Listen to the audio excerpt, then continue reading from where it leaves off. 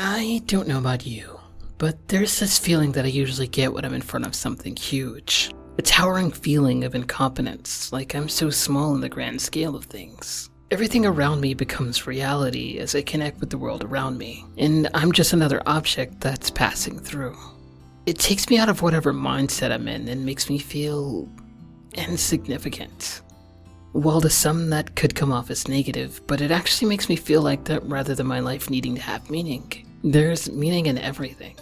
The thing that brought me here wasn't by chance. It was a connected effort of everything around me culminating to one point. This isn't just one single moment in time that everything is relevant. Every single moment in your life has literally billions of things going on in the background at the same time. Despite this, no matter how much I know that the scene moves on without me, I can't help but to take these moments and look up at the towering figure ahead of me and think, what if I could have that kind of presence? What if I could be someone who wasn't just another cog in the machine? Purpose isn't a difficult thing to find, yet so many people are losing that will. Aspiring to be a YouTuber or an actor puts so many towering figures ahead of me, making me wonder if I'll ever stop being the happenstance and somehow rise to a level that could grant someone the same amount of purpose they give to me to someone else someday. The shows that I watch can have characters going on these grand adventures to save the world. Well, I'm just one of the thousands watching along in awe.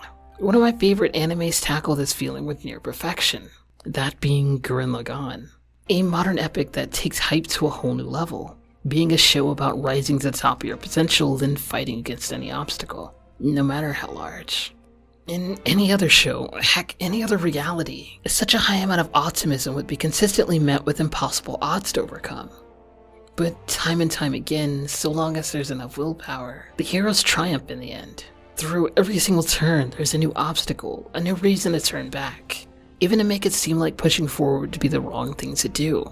But every time, it's that driving force to move forward that forces them to overcome any obstacle. Kamina in every way embodied this ideology of moving forward despite the odds. Though certainly a reckless individual, his morals and ideas pushed the boundaries of comfortability and complacency. There was always a way to push forward so long as you made that push in the first place. An admirable idea that pushes his teammates forward as well. The inspiration to push forward can often be a rare thing in a situation that makes you feel like you're underground. I'm sure we all have someone in our lives that's constantly pushing us forward, or even inspiring us to take that leap into the darkness, the light of inspiration in that dark tunnel. And it's in that where Kamina's tragic death both signified the hope that never dies, and that a person's spirit never truly dies or goes away. Though he dies fairly early on, his influence rings deep in the main cast, driving them to move forward. The once towering figure of light and inspiration still lives on within them, igniting a flame in them to carry on. Honestly, I believe that Kamina dying wasn't entirely a bad thing for the team. Not because he managed to get them into trouble by acting too boldly, but because a piece of him flew into the hearts of everyone in that crew at that time, giving them their own unbreakable spirit. He ended up living on, passing his ideals in that fiery heart of his. In his honor, the team manages to do truly awe-inspiring things once he passes the reins on to them. Though he seemed as though he was impossibly hopeful, that managed to spread into the hearts of those that he left behind.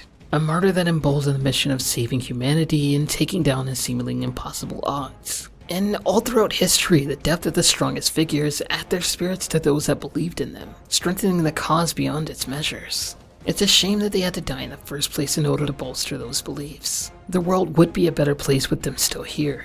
But through the power of those messages and the strength of their conviction pulling people to their side in the first place, their messages of strength carry on through the hearts of their followers. And last year around June, a bit of harsh reality hit me.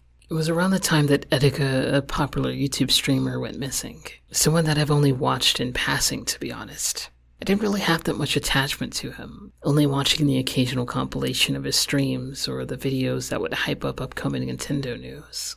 Before he left, he put up a rather disturbing video, apologizing for the things he's done and the crazy stunts he's pulled, posting a last video goodbye in such a somber note. Every chance I got, I tried to see any updates of what was going on if Etika would pop up. Over and over again, I researched the Twitter tab of Etika trying to see if something changed. And it was suddenly that I got the news. Etika found dead. Lost forever. And I'll admit, I was filled with a ton of confusing thoughts. most of which for my lack of conviction. I cling to the thought that it was my fault, or that there was something I could have done to help. Having dreams where I would talk to Etika before he would jump off the bridge. Having daydreams of conversations that I would have with him felt nigh real. And none of it even made sense to me, because before then I could barely tell you the first thing about who Etika even really was. It took me so long to realize it, but I saw myself in his decision. The fact that so many times I would have had the same thoughts that he would. That the only way to end my failures as a person was to... well... Either way, I eventually decided to embrace his ideals as a person, not his flaws. To take on the things that made him stand out in the first place. I'm not going to say that Etika had a life-changing impact on me, or that I've switched my religion to Etikaism, and that I was his biggest fan, but I can't say he's inspired me to attempt to become the best I can be on this platform. It's such a weird story to tell, because I actually started to get more active on YouTube after he died. I tried to make myself as best as I could be here, and embolden my ideals of being empathetic to those and their passions. Perhaps even be someone that anyone can come to that don't think they could be understood.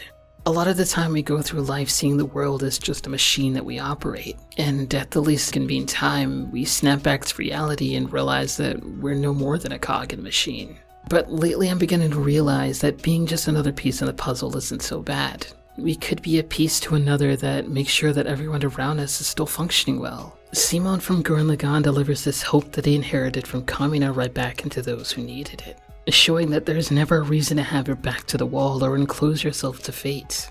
He took on the mantle of the past torch and used it to sail higher than he's ever gone before. Basically becoming one with that towering figure of hope and determination. Sorry if I got weird at the end there. And really, thank each and every one of you for viewing. Especially all the way to the end. I seriously love you guys, and thanks for sticking with me on this one.